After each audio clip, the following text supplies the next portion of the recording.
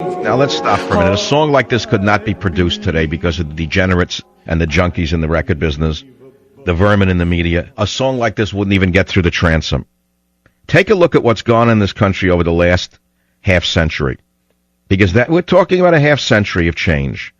I grew up in a rather moralistic post-World War II generation that was a phenomenal generation of people. Amazing things have been done in this country during this time period.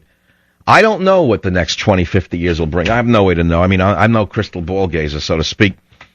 But I can tell you this, that when you have a media so intent on putting out slasher movies and glorifying the most despicable of human behavior and holding it up as the norm and saying it's only a lifestyle choice and that everyone's activities are equal to the next person, you can pretty much predict what's going to happen to this country. Short of God's an act of God itself, I don't know that this country can survive 50 more years, let alone 20 more years. And we've said this before. Everyone's heard this before. Everyone has heard this before till they're blue in the face, and they don't want to hear it anymore. They know, so what am I supposed to do about it? What are you going to do? You're going to change Katzenberg, Hatzenberg, Matzenberg, Ratzenberg, and Spatzenberg in Hollywood? You're going to change their mindset? When they've made so much money, they're richer than ancient kings. They have more power than ancient kings, Hatzenberg, Matzenberg, Ratzenberg, Datzenberg, and Pollutionberg. Why should they change? Why should they stop putting out slasher movies? Why should they stop disseminating pornography in every household?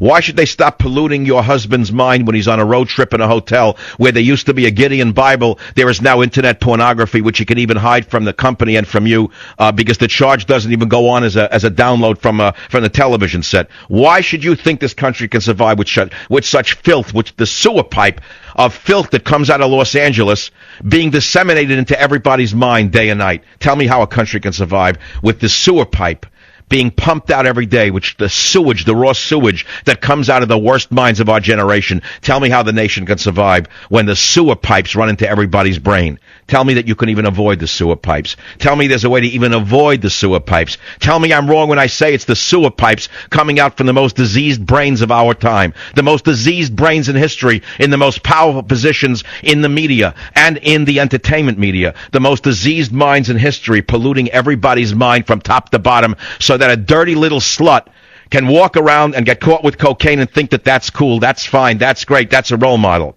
I can be drunk, I can be stoned, I can be a whore, and everyone loves me because her parents did such a rotten job in raising that slut. She actually thinks that that's the way to behave. So in that regard, Jerry Lewis is right. Nobody ever put the slut over their knee and spanked them and said, stop it, you're out of control, you're insane. So put the slut in jail for 4 years for the cocaine in her purse. The slut says, it's not my purse. No, it's not even my cocaine. Somebody put it in there. Now, what would happen if a black kid in a ghetto was found with cocaine in a pocketbook? You're telling me that the defense that I didn't put it there would work? No, it wouldn't.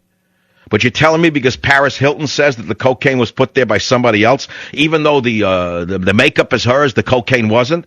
You're telling me such a defense could fly in the United States of America without riots in the streets? I would say that Rodney King would have been a cakewalk compared to what's going to happen unless the system finally realizes that there must be equal justice for all. So how did it all come from that to this? How did it end up with one slut, degenerate drug addict, symbolizing the fall of America? How did Lady Liberty become a slut in Hollywood?